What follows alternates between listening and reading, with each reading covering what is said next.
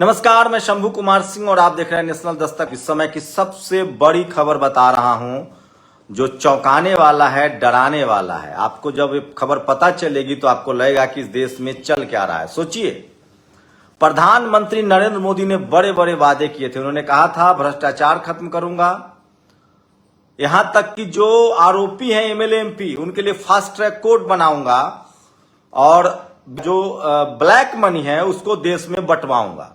ये मैं नहीं कह रहा हूं, प्रधानमंत्री नरेंद्र मोदी का वादा था। आज सुप्रीम कोर्ट में सरकार ने कहा है कि जो इलेक्टोरल बॉन्ड है, एक चंदा लेने का तरीका है। पहले चंदा लेने का जो तरीका था, पॉलिटिकल पार्टी चंदा लेती थी तो रसीद देती थी। अगर कोई मोटा चंदा है तो 25,000 से ज्यादा है या 10 लाख 20 लाख है। उसके बाद इस सरकार ने इलेक्टोरल बॉन्ड लेकर आए। इलेक्टोरल बॉन्ड मतलब कोई कंपनी अगर आपको पैसा देती है तो उसका पता सिर्फ कंपनी और पार्टी को रहेगा, या कोई गुमनाम भी दे सकता है, मतलब खाता न बही। तो सवाल है कि कोई पार्टी को कोई कंपनी 10,000 करोड़, 5,000 करोड़, 1,000 करोड़, 2,000 करोड़ रुपए चंदा देगा तो बताइए वो बदले में क्या करवाएगा? कुछ तो करवाएगा। ये सबसे बड़ा सवाल है और इस सवाल को लेकर लगातार सवाल पूछे जा रहे हैं और सुप्रीम कोर्ट में ये मामला चल रहा है और इस केस को लड़ रहे हैं प्रशांत भूषण। उसके बाद सोचिए, सुप्रीम कोर्ट में केंद्र सरकार ने हलफनामा देकर कहा है कि इलेक्टोरल बॉन्ड मतलब चंदे की जानकारी की खबर सरकार दे या न दे ये अलग बात है, जनता को जानने का हक नहीं है।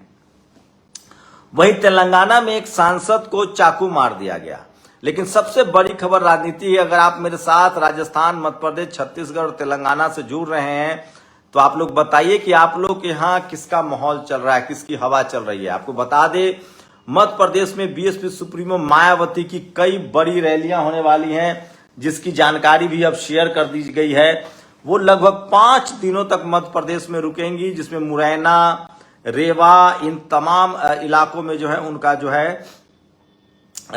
जो है चुनावी रैली होगी। जैसी मेरे पास तारीख आ जाएंगे मैं आपको बताऊंगा कि किस तरह से उनकी बड़ी रैली होने वाली है। वहीं राजस्थान में सोचिए किस तरह से, राजस्थान में चंद्रशेखर आजाद और उन्होंने जिस तरह के गठबंधन किया है वो सबसे भारी पड़ रहे हैं और बीजेपी और कांग्रेस सत्ते में है। वहीं कांग्रेस के लोग बता रहे हैं कि 90 सीटों पर सपा बसपा ये सब उनका खेल बिगाड़ रहे हैं। ये सबसे बड़ी खबर है जो आपको बता रहा हूं। तो सोशल मीडिया पर उत्तराखंड राज्य की विधानसभा सीट संख्या 33 मंगलौर जिला हरिद्वार से बीएसपी के विधायक श्री सरबत करीम अंसारी के अचानक निधन की। तो बीएसपी की एक जो मौत हुई है उनको लेकर उन्होंने ट्वीट किया है जो सोशल मीडिया पर वायरल है। लेकिन सबसे बड़ी खबर है, आप लोग बताइए आपके यहाँ जो चुनाव हो रहा है उसमें क्या होने वाला है। चुनाव सबसे बड़ी खबर है। राहुल गांधी लगातार प्रचार कर रहे हैं, प्रियंका गांधी प्रचार कर रहे हैं, खड़गे प्रचार कर रहे हैं, लेकिन नरेंद्र मोदी अपने चुनावी वो प्रचार से अभी दूर हैं। लोग कह रहे हैं कि वो सत्ते में हैं, उनको लगता नहीं है कि क्या किया जाए। ये तस्वीरें देखिए, ये तस्वीरें हैं मध्य प्रदेश से, किस तरह से बीएसपी का जो है चुनाव प्रचार जो है वो तेज है, सवाब पर है। तो बीएसपी लीड लेते हुए दिख रही है। आप लोगों को क्या लगता है जो 3 राज्यों तीन जो बड़े इंपॉर्टेंट राज्य है, मध्य प्रदेश, छत्तीसगढ़, राजस्थान, इन पे आपको क्या लगता है कौन लोग जीतने वाले हैं? मध्य प्रदेश में कांग्रेस ने जिस तरह से ओबीसी को टिकट नहीं दिया, शेड्यूल कास्ट शेड्यूल ट्राइब को सिर्फ रिजर्व टिकट दिया, उसके बाद ओबीसी के लोग नाराज हैं।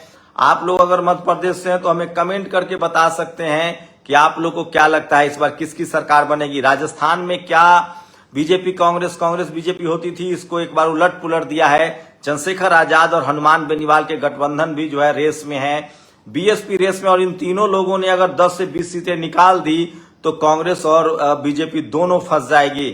छत्तीसगढ़ में भी गोंडवाना के साथ बीएसपी का समर्थन है, वो गठबंधन है, वहां भी कांग्रेस बीजेपी फंसती हुई दिख रही है। और मध्य प्रदेश में जो कांग्रेस लीड ले रही थी, बीजेपी बराबरी पर है और कहीं हो सकता है कि मामला ट्रायंगुलर न हो जाए। मिजोरम में तो खैर छोड़ ही दीजिए, प्रधानमंत्री चुनाव प्रचार करेंगे कि नहीं ये भी लोग सवाल पूछ रहे हैं।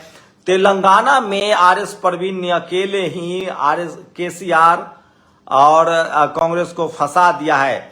तो तमाम देश भर में बहुजन समाज के लोग जागरूक हो रहे हैं। जिस तरह से वो जागरूक हो रहे हैं, जिस तरह से सोशल मीडिया के बाद जागरूकता बढ़ी है, वो शानदार है। और लोगों को लगता है कि अब सिर्फ दलित, पिछड़ा, आदिवासी, किसान वोटर नहीं है, उसको भागीदारी भी चाहिए। तो ये बड़ा चुनावी मुद्दा है।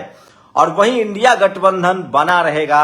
इंडिया गठबंधन को लेकर बड़ा फैसला है। चुनाव आयोग ने कहा है कि हम उस पर रोक नहीं लगा सकते हैं। वही सोचिए, जो लोग भ्रष्टाचार की दुहाई देकर सत्ता में आई थी बीजेपी, वो कह रही है कि हम इलेक्ट्रल बॉन्ड की जानकारी नहीं देंगे, ये जनता जानने, इसकी कोई जरूरत नहीं है। तो ये तमाम बड़ी खबरें थी जो सोशल मीडिया पर वायरल है। आप लोग अपनी प्रतिक्रिया जरूर दीजिए। इलेक्ट्रल बॉन्ड का मतलब है लाखों करोड़ों का जो चंदा मिलता है, ये सरकार आपको बताए न बताए उसकी मर्जी पर है। आप लोग अपनी प्रतिक्रिया जरूर दीजिए। शुक्रिया।